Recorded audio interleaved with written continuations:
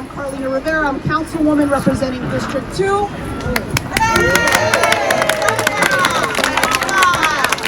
I am so proud to be able to co-name East 29th Street, right across from Bellevue Hospital, where I was born, after Dr. Edward Chinn.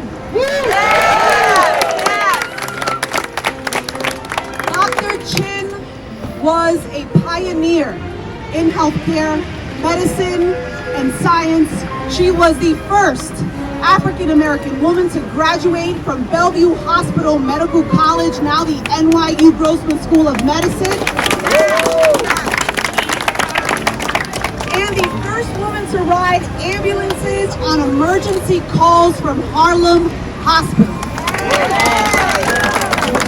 Harlem's here, uptown. Despite facing discrimination, as we can only imagine, Dr. Chinn always served those who needed her, holding a private practice in Harlem for over 50 years. Even while pursuing new techniques and working at the Strang Clinic, now the Strang Cancer Prevention Center, where she made advancements in treatment and detection of cervical and breast cancer. Dr. Chinn served all people, especially those who were left out, forgotten, marginalized, and historically disenfranchised. She made special attention to treat everyone with the care and the respect that they deserved. I am so proud to be able to bring this recognition of her life and her contributions to medicine to East 29th Street, and I hope that everyone who walks by will feel her spirit. Marcia Peters, Chief Operating Officer of Bellevue Hospital.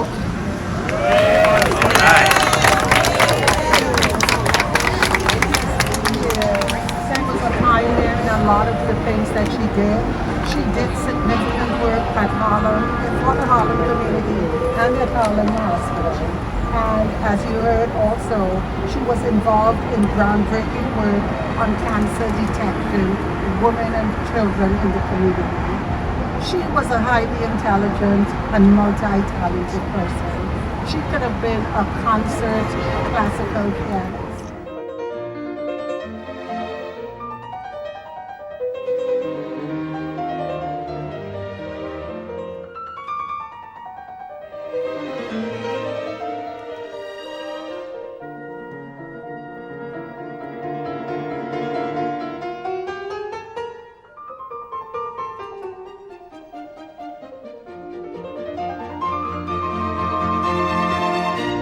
You're going to hear from Dr. Chinn's cousin, Edward Chinn. She's here.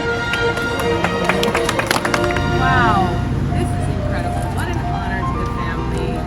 An acknowledgement of Dr. Chinn's legacy. This is just unparalleled. I've met so many wonderful people today in such a short amount of time. I really would love to honor and address everyone that I've met. You guys are all so kind. The doctors who were inspired by Dr. Chinn. One young doctor here who received a scholarship in Dr. Chinn's name. She overcame great odds to achieve her expertise as a doctor. The care she bestowed upon the women and children of underserved, racially segregated communities in New York City was legendary. Through her important contributions to science and medicine, she has saved countless women's lives for generations to come. An educator and an amazing woman. She's going to introduce a little bit and tell us a little bit about the committee. Michelle Winfield.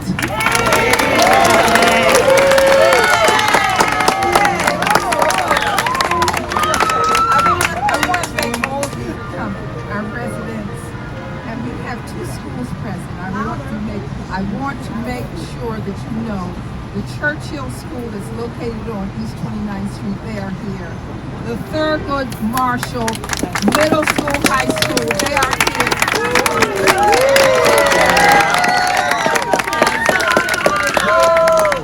And then I would like to thank the committee that worked to help this, the co-chairs, with Dolores Lito,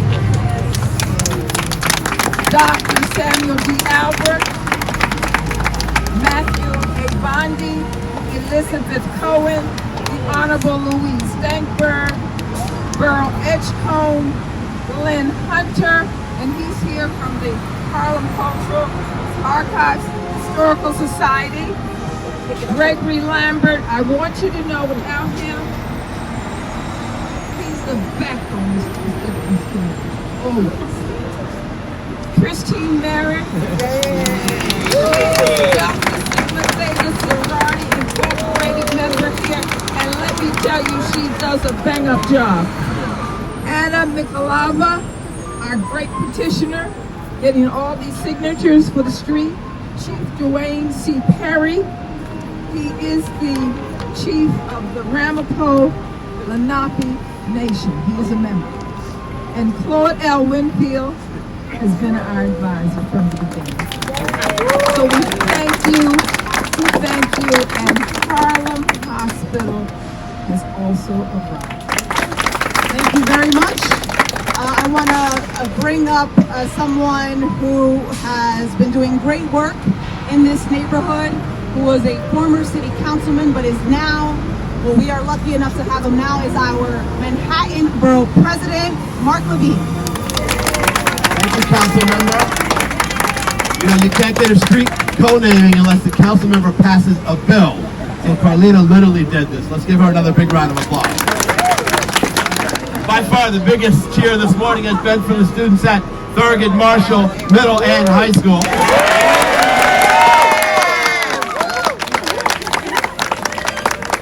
Thank you, Aclea, for being here. That was very meaningful, very touching words. And of course to Dolores and Shelley. There's barely an important cause in this neighborhood that you guys aren't leading on. So really, thank you again. I want to acknowledge that we have here the best public hospital leader in America in Dr. Mitch Katz. Thank you. Learning HMH. Carlina's saying she didn't see you. She would have given you a big shout out. You really can't tell the history of medicine and healthcare in New York City without talking about the contribution of pioneering black physicians. And I'm going to talk about the ways I think that Dr. Chinn actually changed medicine in New York City. She did that overcoming almost unthinkable barriers in life. Her father, William, was actually born an enslaved person and I believe escaped as a child. And Dr. Chinn herself overcome just enormous racism at every turn in her career. When she had her medical degree, she could not be hired at hospitals in New York City at the time. There was even one job offer, I believe, at Rockefeller Institute that was rescinded when they learned that she was black. I guess at the time they didn't know, there weren't pictures, etc. And so she basically had to set up her own practice. And she did a lot of home visits to circumvent the racist employment system at the time. Ultimately, she got a job as an attending at Harlem Hospital, thank goodness. But it took a while. But I do want to mention the way that I think she changed medicine in New York City, which is that at the time, 90 years ago or so, you dealt with cancer when someone became sick and then you treated the cancer. And she very much was an early advocate for screening people before you knew whether they had cancer. So you could do early intervention, screening through PAP and breast cancer screenings, and even looking at the family history to determine whether there was a high risk. Now today, we just take that for granted. But that's not how it was done 90 years ago. And she really pushed New York City in that direction. And that impacted patients of all backgrounds. It really was way ahead of her time. It is so appropriate that we are commemorating her legacy, not just as a prominent black physician, as a prominent women's physician, but as someone who really contributed to the practice of medicine in New York City. I am really thrilled now when young people look up, when medical students or aspiring doctors look up now here on East 29th Street, they're going to see her name. Mayor Adams is in Washington today speaking to Congress, but did send a very beautiful, elaborate proclamation. Now therefore I, Eric Adams, Mayor of the City of New York, do hereby proclaim Wednesday, September 28th, 2022 in the city of New York as Dr. May Edward Chinn Day. There you go.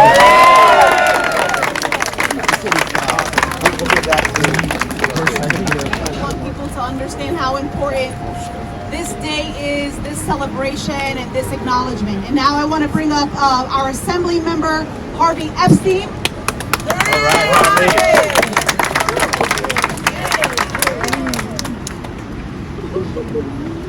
How's everyone feeling today? Great. It's a good day, right? It's a very good day. And think about this 100 years ago.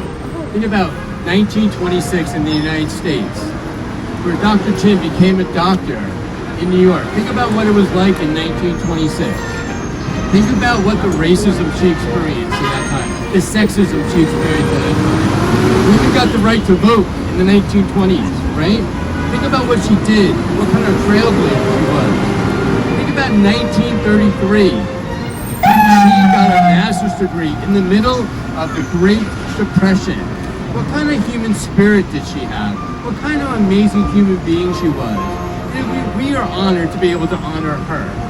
And we really thank you, Dolores and Shelley, for bringing this to our attention. And Carlina, thank you always for all you do to highlight really critical things in our community. Our borough president, our community leaders, our club leaders. We are so fortunate to be able to stand here, along with her family, to say we are honored to be able to honor her, because we are all standing on her shoulders. New York would not be the same without the legacy of Dr. Chinn. We would all not be where we are today without her. And we are really proud to be here, to stand with you, to stand with the family, and to be able to walk by this street in our neighborhood all the time and say, this is what she did for all of us. Thank you. I'm Dr. Joseph Ravenel. I'm the Associate Dean of Diversity and Inclusion at NYU Grossman School of Medicine. And I'm extremely proud to be here today for this occasion where we are memorializing Dr. Chinn, who has such an incredible legacy that we all walk in. As someone who is an internal medicine doctor, like Dr. Chinn, as someone who is a Black internal medicine doctor like Dr. Chinn, as someone whose work focuses on cancer prevention like Dr. Chinn, I have been so inspired by learning about her and her incredible work and her incredible spirit. She didn't even let the racism or sexism of her time prevent her from doing what she knew was right and what she worked so hard to train to do. As was mentioned, she was not allowed to practice because of the structural and systemic racism of the time. But she didn't let that stop her. She went and she got some of her African American physician colleagues together, and they opened up their own practice, the Edgecombe Sanitarium, to take care of non-white patients. And so I'm so thrilled to see so many of my colleagues here. Good morning, everybody. We are so very happy to be here today. I'm Kenique Morgan. I am the president of Westchester Alumni Chapter, Delta Sigma Theta Sorority Incorporated. I'm also the chair of the New York Metropolitan Coordinating Council. We're here. I see the crimson and cream. In 2021 and 2022, the scholarship recipients were from the Brooklyn, Bronx, and Rockland County Alumni Chapters, respectively. This is a testament to the outreach of Dr. Chinn's legacy within the New York metro area. Good morning, everyone. Good morning. I'm Jamise Johnston, president of the New York Alumni Chapter of Delta Sigma Theta Sorority Incorporated. Yes. Dr. May Edward Chinn was one of the first initiates of Alpha Beta Chapter.